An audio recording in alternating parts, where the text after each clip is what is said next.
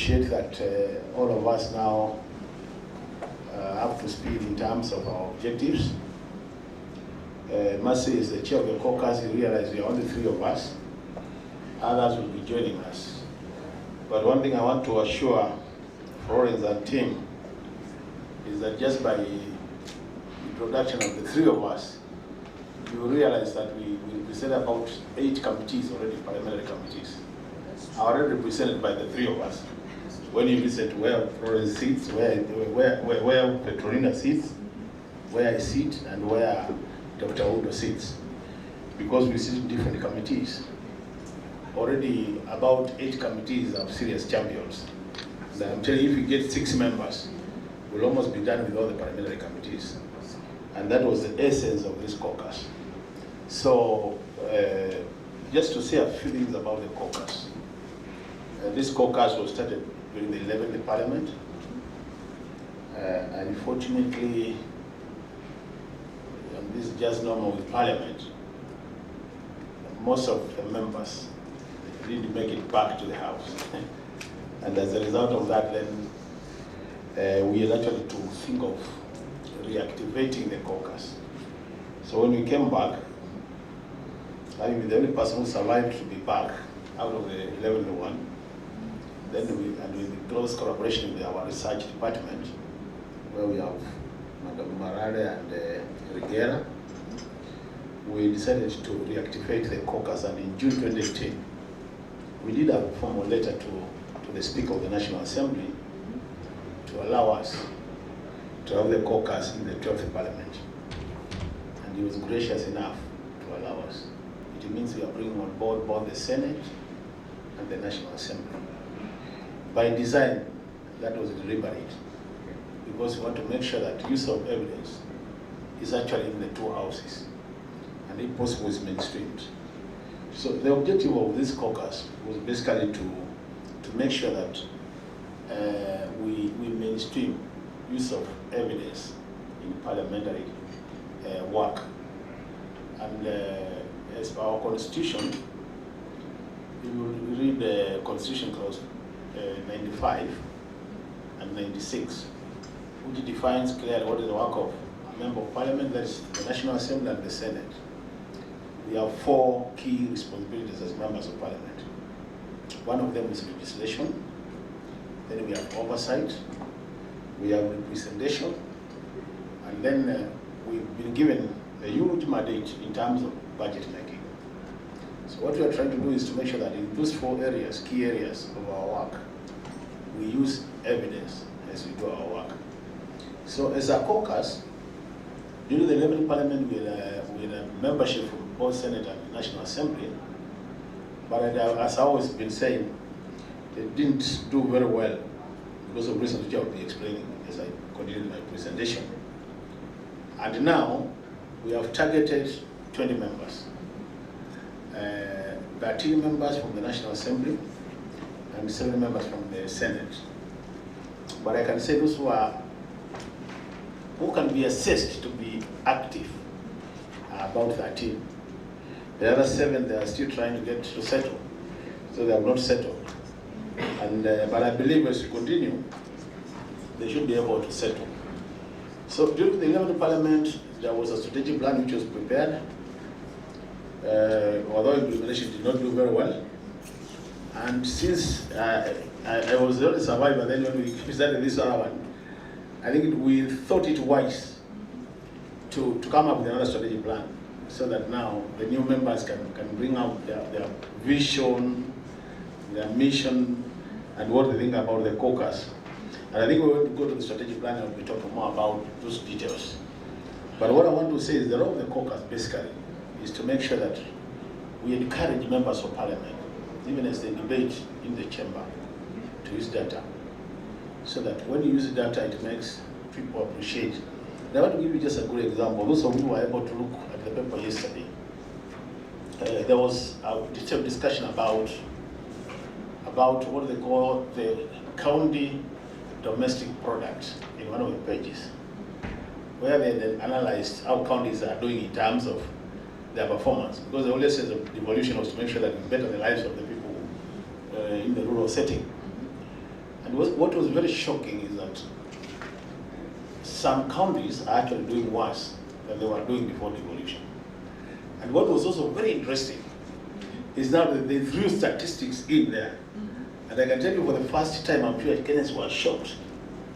Because they talk about us doing very well, and every governor claiming to be doing very well, was now brought out very well by the statistics. That people were able to see actually we are doing worse by this percentage. And I remember in that listing, because I read it, even me, I was surprised because my own county, I realized we are doing worse than we have been doing. Our per capita count domestic product has reduced. And that just tells you very what statistics can do. Statistics will make things clearer. You'll be able it makes you compare scenarios when you're using evidence.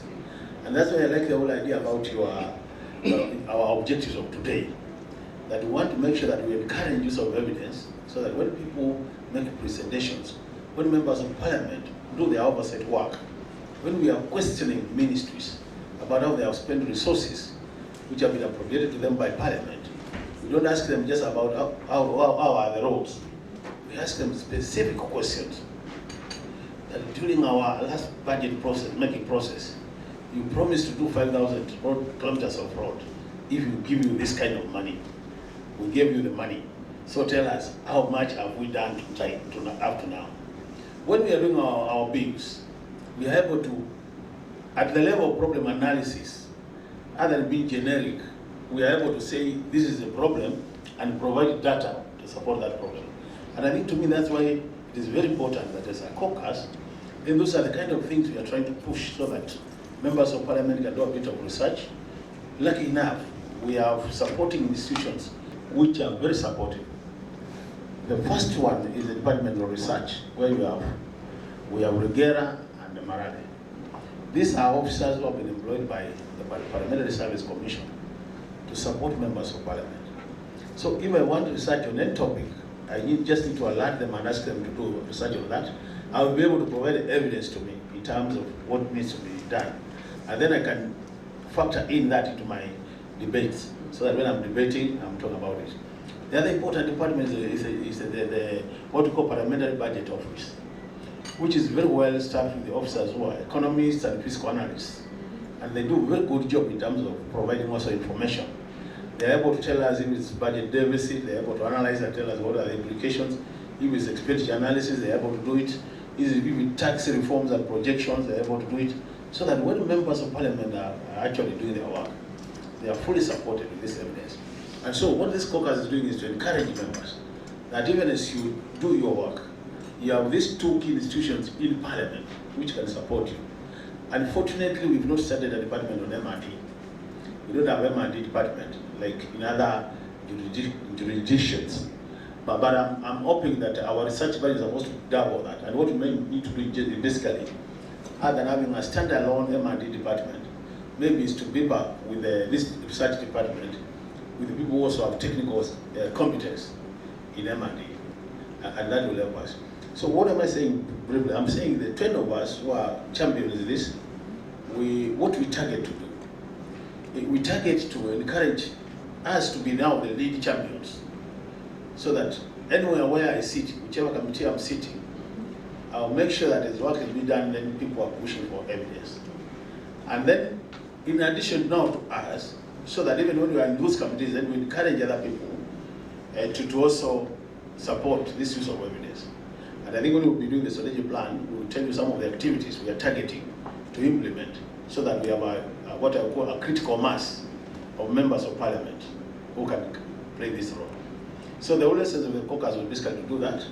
And I believe as a caucus, we have our own challenges. I just want to mention one or two, and then the rest will come when I'm doing the strategic plan. One of the challenges which has come, and this is applicable to all caucuses in parliament, is that caucuses are not recognized officially in parliament the way parliamentary committees are recognized. So they're actually informal structures which are recognized by parliament. What do I mean when I say informal? I mean they are informal in the sense that they don't attract funding from parliament. There's this caucus which exists in parliament, but when it comes to support, Then the caucuses don't have a budget per se, which we can sit and plan on, like the other committees of Parliament, who have clear budgets on how to do their work and the activities are properly documented. So what that means is the caucus relies more on partners who are out there.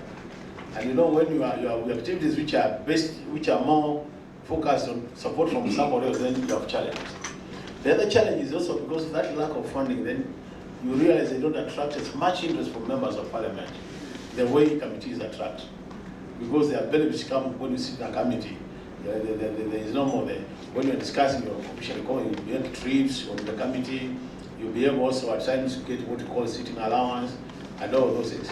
So that you know, the interest, the way I will be rushing to sit on budget committee when I'm brought to a caucus meeting is a matter of choosing. If there's a committee sitting and there's a caucus sitting, automatically we are human beings.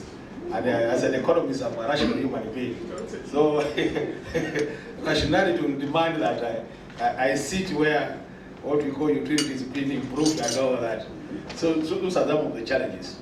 But I can tell you for sure we are very committed members of Parliament who believe in the use of evidence to do their work. And I can assure you, with your support, because in a strategic plan will be telling you also partnerships and resource mobilization is one of our key pillars. When we elaborate on that, then you see why. When you get people like you who are able to host a breakfast meeting like this, to deliberate on important issues like this, we come on board. In addition to what Eda said in terms of objectives, when I sat there with them, the whole issue is what we call gender responsive and equity oversight, legislation, budget making. So the focus is on gender and equity. And I think as members of Parliament, they will be giving our contribution after you present in terms of and as I told you, when you listen to members of Parliament, you'll be able to realize also where our strengths are and where we could be having challenges.